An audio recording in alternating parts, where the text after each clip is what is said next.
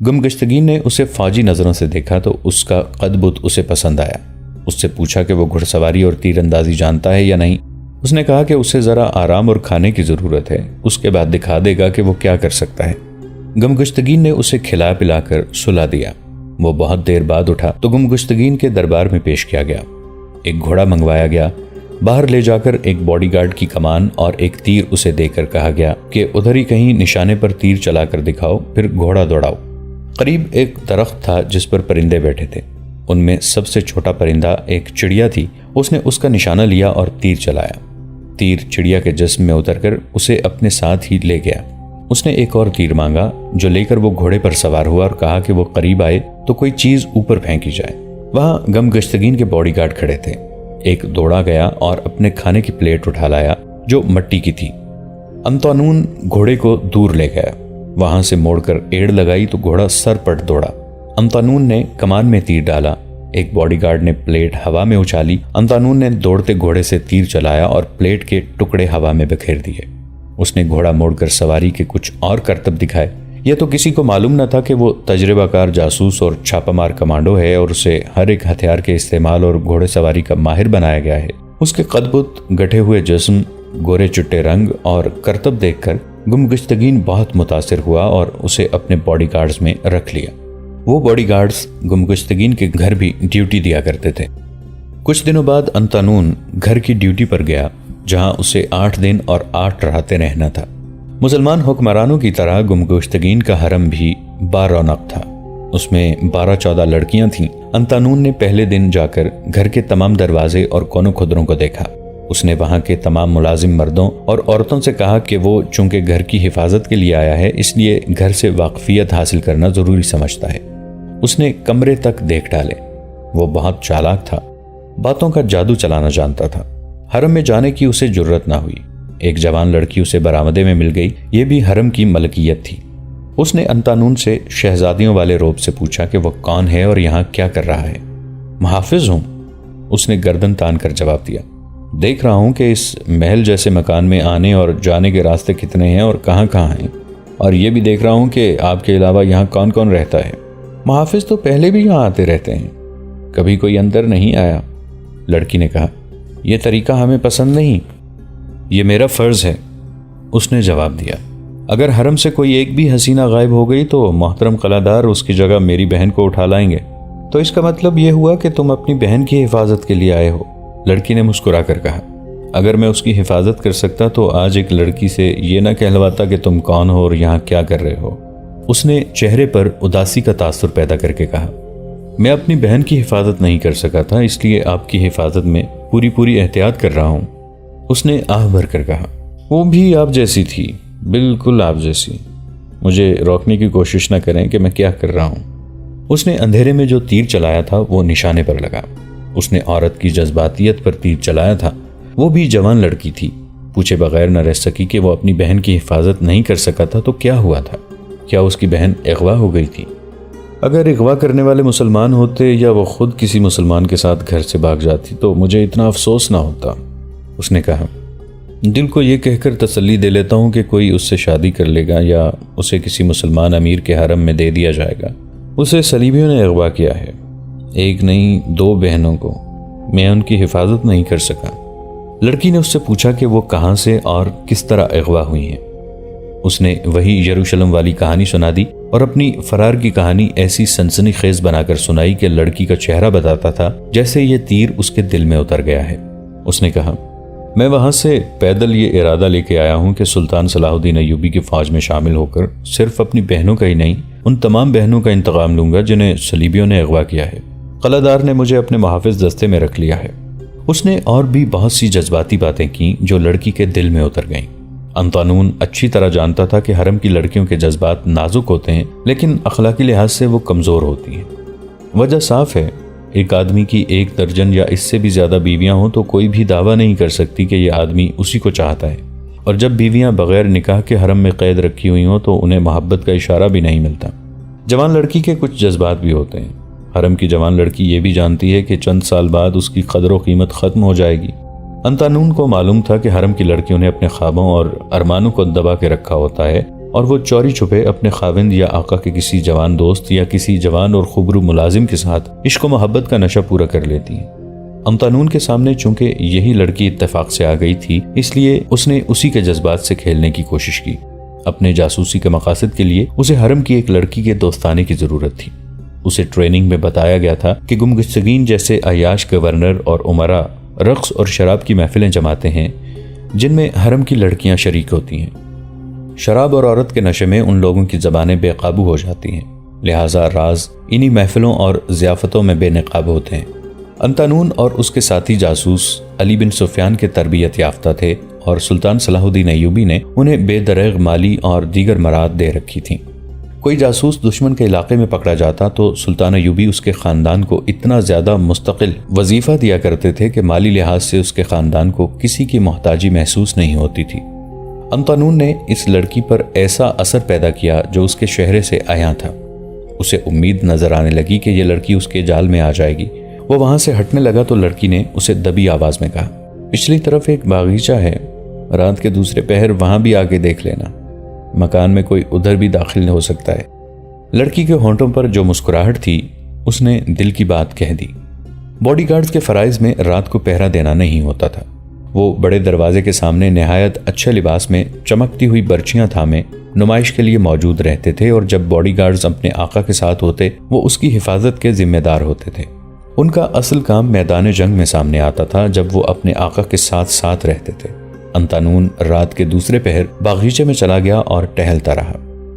یہ مکان محل جیسا تھا، اندر سے گانے بجانے اور ناچنے کی آوازیں آ رہی تھیں۔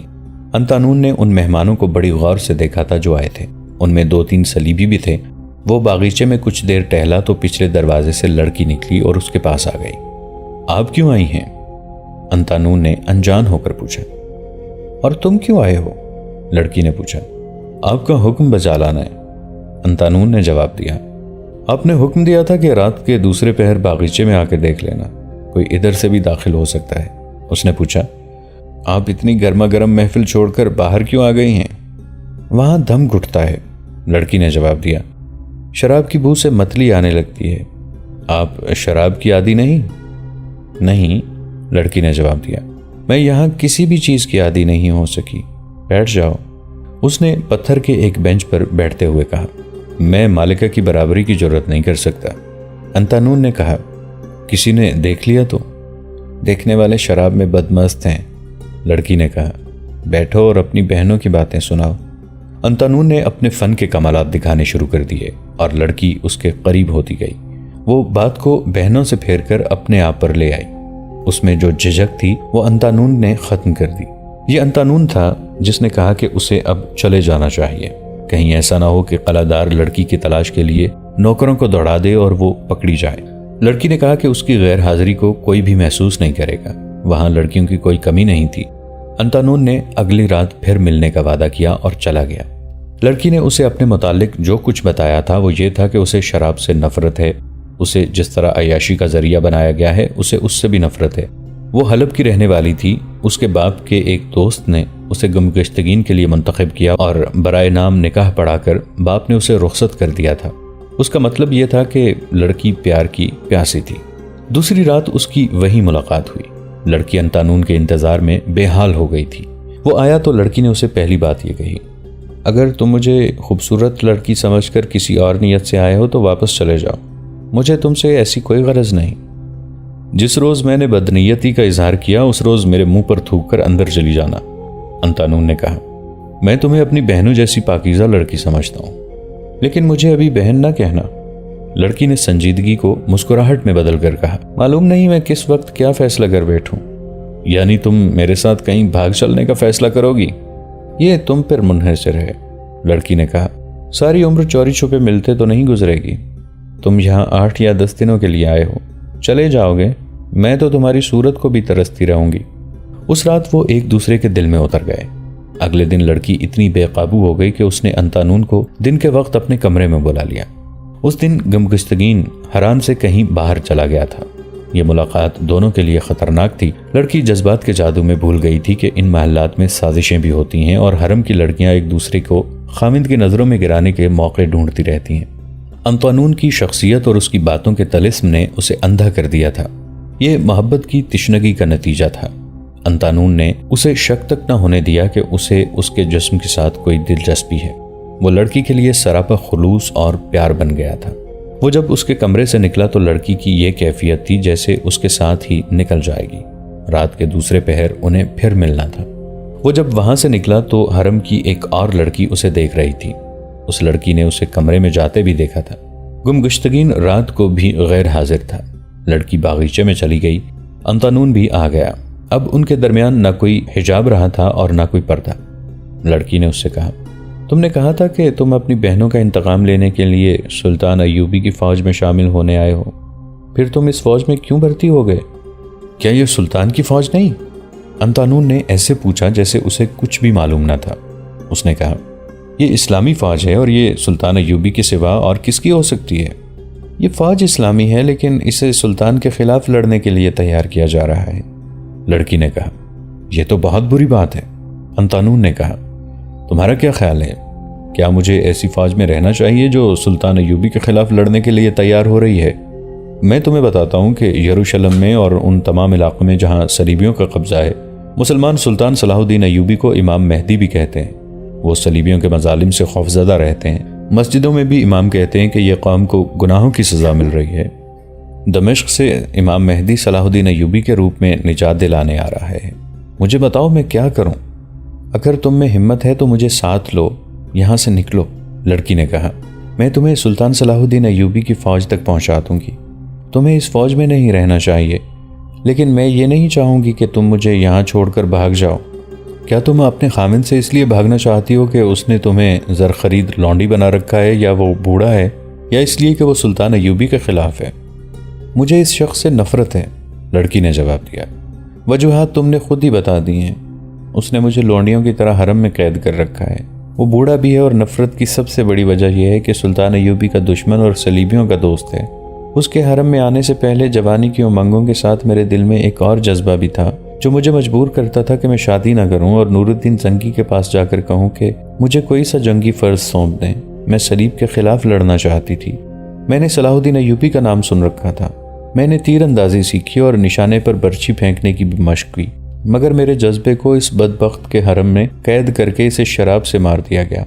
سچ پوچھو تو میں اس قلعے میں آئی تو خوش ہوئی تھی کہ ایک جنگجو کی بیوی بن کے آئی ہوں، اور یہ جنگجو صلیبیوں کے خلاف لڑے گا۔ لیکن سلطان زنگی کی وفات کے بعد اس نے صلاح الدین ایوبی کے خلاف جنگی تیاریاں شروع کر دیں۔ یہ ابھی تک سلطان ایوبی کے مقابلے میں آیا ہے یا نہیں؟ انطوانون نے پوچھا۔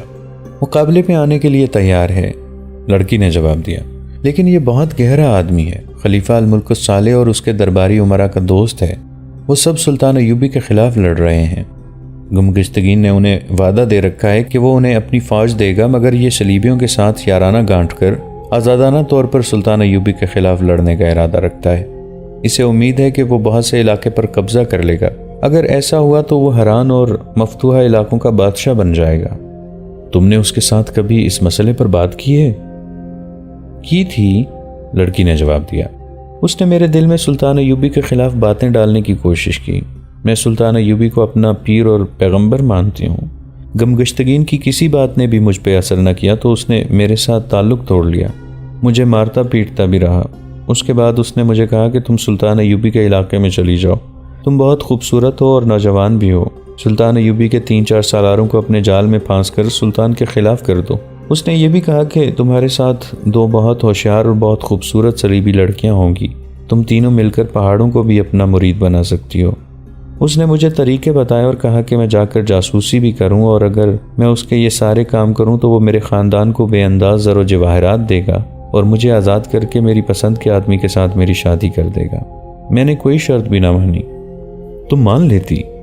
انطوانون نے کہا۔ یہاں سے نکل کر سلطان صلاح الدین ایوبی کے پاس چلی جاتی۔ اس مردود نے اور اس کے صلیبی دوستوں نے ایسا انتظام کر رکھا ہے کہ ان کے دشمنوں کے علاقے میں جا کر کوئی لڑکی یا جاسوس غداری کرے تو اسے اغوا کر کے لے آتے ہیں یا وہیں قتل کر دیتے ہیں۔ ان کا تعلق حسن بن صبا کے قاتل فدائیوں کے ساتھ بھی ہے۔ میری روح مر گئی تھی، یہ جسم رہ گیا تھا۔ میں نے یہ سوچا کہ ایسے ہی کروں جیسے تم نے کہا ہے، لیکن ہمت نہیں پڑتی تھی۔ تمہیں دیکھا اور تم میرے قریب آئے تو میری روح جاگ اٹھی۔ میں تمہارا احسان ساری عمر نہیں بھولوں گی۔ تم نے مجھے اپنے دل میں بٹھایا، لیکن اتنا ہی کافی نہیں۔ آؤ یہاں سے نکل چلیں۔ تم یہیں اس قلعے میں صلیب کے خلاف اور سلطان ایوبی کے دشمنوں کے خلاف لڑ سکتی ہو۔ وہ کیسے؟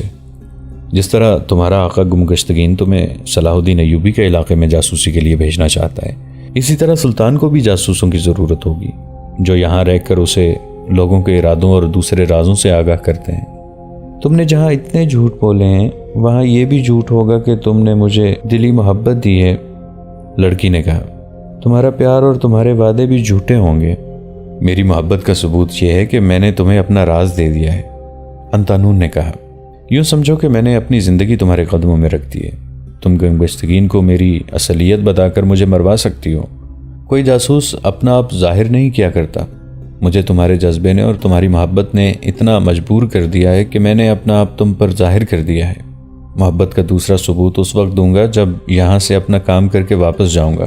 میں اکیلا نہیں جاؤں گا، تم میرے ساتھ ہوگی، لیکن ایک بات صاف صاف سن لو، اگر تمہاری محبت اور میرا فرض اکٹھے میرے سامنے آ گئے اور خدا نے میرا امتحان لینا چاہا کہ میں کسے پسند کرتا ہوں، تو میں فرض کا انتخاب کروں گا، تمہاری محبت کو قربان کر دوں گا، دھوکہ نہیں دوں گا۔ قوم نہیں جانتی کہ جاسوس سے اس کا فرض کیسی کیسی قربانیاں مانگتا ہے۔ سپاہی میدان جنگ میں لڑتا اور مرتا ہے، اس کے دوست اس کی لاش گھر لے جاتے ہیں اور بڑی عزت سے دفن کرتے ہیں۔ جاسوس مارا نہیں پکڑا جاتا ہے، دشمن اسے قید خانے میں لے جا کر ایسی ایسی اذیتیں دیتا ہے جو تم سن کر ہی بے ہوش ہو جاؤ۔ جاسوس مرتا بھی نہیں، زندہ بھی نہیں رہتا۔ جاسوس کے لیے فولاد جیسے مضبوط ایمان کی ضرورت ہوتی ہے۔ میں ایسا ہی ایمان لے کر آیا ہوں۔